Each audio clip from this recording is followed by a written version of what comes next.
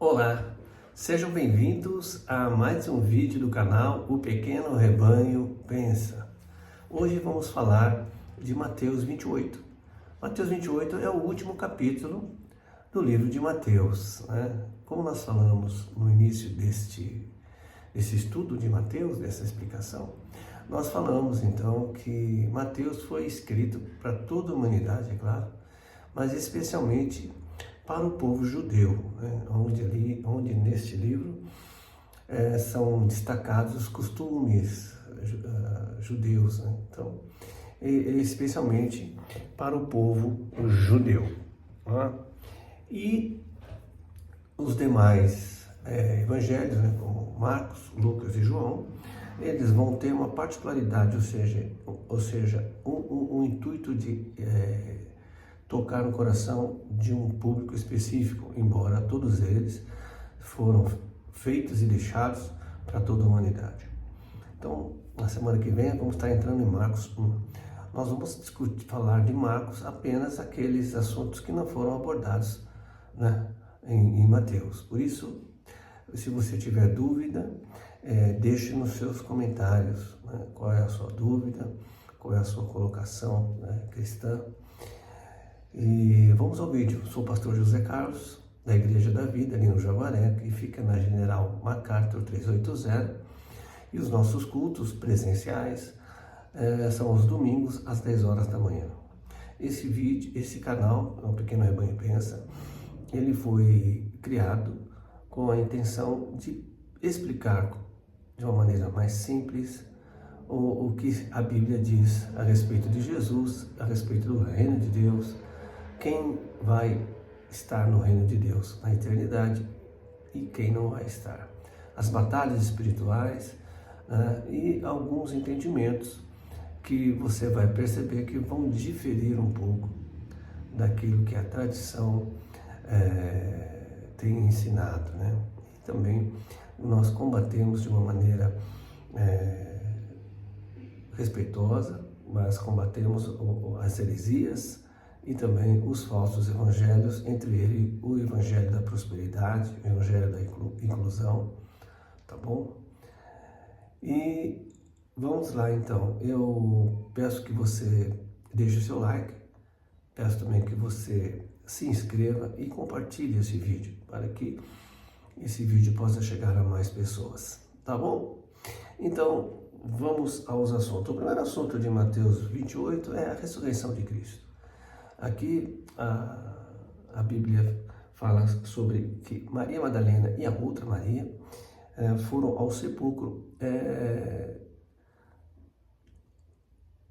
no finalzinho da sexta-feira, no finalzinho do sábado, no comecinho de domingo, então por volta ali das 5 da manhã, porque o texto bíblico ele fala assim, que ao findar o sábado, né? O sábado finda para o judeu às 6 horas da manhã.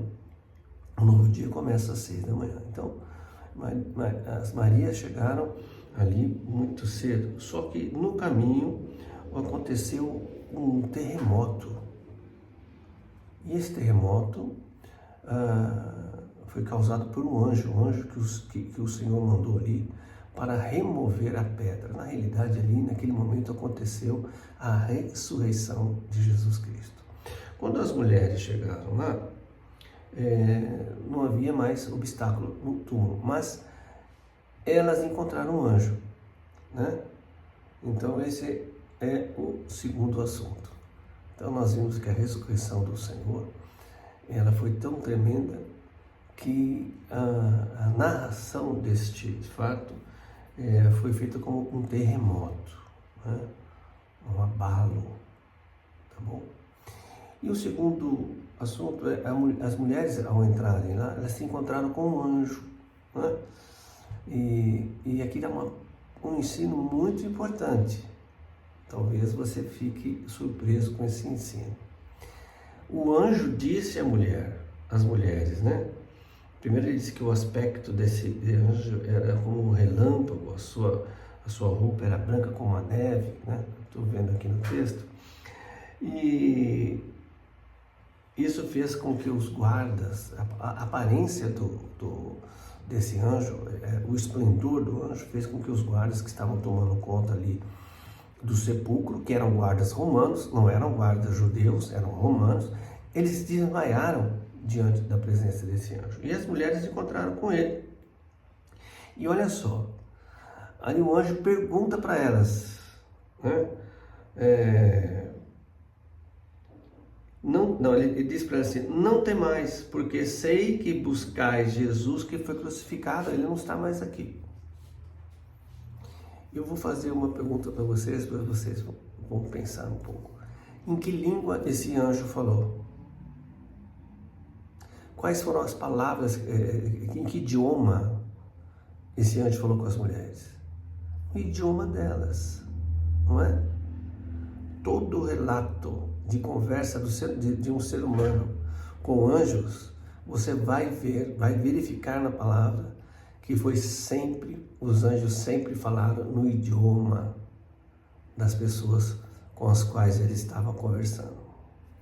Guarda bem isso, porque lá nas cartas nós vamos abordar esse assunto, né? Será que anjo tem uma linguagem própria? Será que a Bíblia fala dessa linguagem?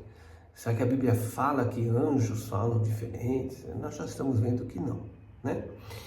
Muito bem, o outro assunto é que logo o anjo, né? Então, antes de entrarmos nesse outro assunto, o anjo conversa com a mulher e disse para elas não terem medo, que tudo aconteceu como Jesus já tinha falado para eles que ia acontecer.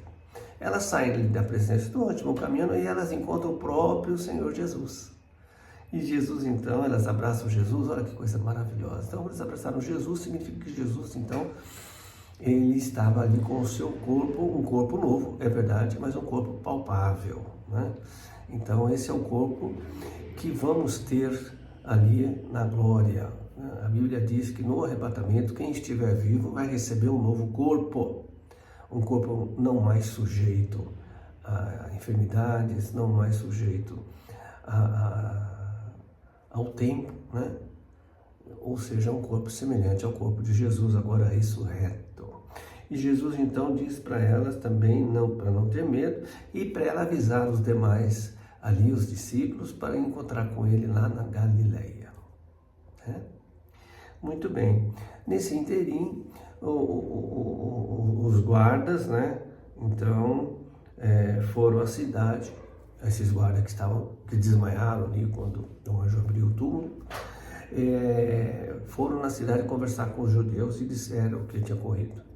E aí os judeus então falaram: puxa vida, e agora, né? Ele disse que ia ressuscitar, mas olha, nós vamos dar um dinheiro para vocês e vocês vão dizer que roubaram o corpo de Jesus, que os discípulos foram lá e roubaram. Bom, a Bíblia diz que essa história foi a que foi contada para os judeus, até nos dias de hoje. Esse é o versículo que está escrito. Mas eu tenho certeza que os guardas não contaram isso. Os guardas ficaram bem quietinhos. Quando voltaram lá para a guarda, falaram: não, já está tudo certo, agora eles que estão falando lá. Eles não puderam contar ali para as autoridades, porque se eles dissessem que eles estavam dormindo e vieram os discípulos de Jesus e roubaram o corpo de Jesus, eles iam morrer, né? O exército romano punia o descaso na guarda com a morte. E se eles dissessem que os discípulos de Jesus, pessoas comuns, foram lá e conseguiram roubar o corpo de Jesus, mesmo os guardas estando de guarda ali, eles também iriam morrer, porque foram frouxos, né? Então, essa história de que roubaram o corpo de Jesus foi inventada inventada e falada pelos sacerdotes ali, pela sociedade religiosa, aqueles que odiavam Jesus porque tinham inveja dele, tá bom? Muito bem. Nós vemos aqui também o encontro de Jesus lá na Galileia. Imagina a alegria dos discípulos quando se encontraram com Jesus. Então, isso foi necessário para que os discípulos tivesse então o ânimo necessário para continuar pregando o Evangelho do Reino, que é um assunto logo em seguida, né? Então Jesus cumpriu toda a sua palavra. Jesus disse: eu vou adiante de vocês para Galiléia, lá vocês vão encontrar comigo. E Jesus realmente foi, né? E encontraram Jesus. Aí tem os pormenores que nós vamos ver, né? Que nem todos os discípulos estavam ali, né? Faltava um, mas isso é no outro evangelho. Mas todos que estavam ali viram Jesus e adoraram Jesus. Quando essa notícia foi falada, foi divulgada, algumas pessoas creram, muitos creram, mas alguns duvidaram. É o que acontece nos dias de hoje também, nada mudou, né? O coração duro, ou seja, os valores que endureceram a nossa alma, no entendimento, né, da alma do ser humano, faz com que as pessoas não creiam em Jesus, até nos dias de hoje, né? Muito bem. Agora, quando os discípulos encontraram com Jesus, esse aí é o último assunto, Jesus deu a ele uma grande ordem, um serviço, ou seja, a grande comissão, né? Então, a grande comissão é que eles saíssem e pregassem o Evangelho. Essa é a ordem que Deus deu para a igreja, né? Os meios para isso são diversos, né? Mas perigosos também, porque muitos, ao terem meios de pregar o Evangelho, acabam distorcendo ou deixando de pregar o Evangelho. E aí a sua função diante do reino perdeu ali a sua eficácia, né? Então nós vemos o quê? Que Jesus disse assim, olha, vamos entender: ide, portanto, fazei discípulos de todas as nações, batizando-os em nome do Pai e do Filho e do Espírito Santo, e ensinando a guardar todas as coisas que eu vos tenho ordenado. Então, alguns entendem que precisa batizar para ser salvo, por causa desse versículo também, né? Tem um outro versículo que eles só leem a metade e saem por aí.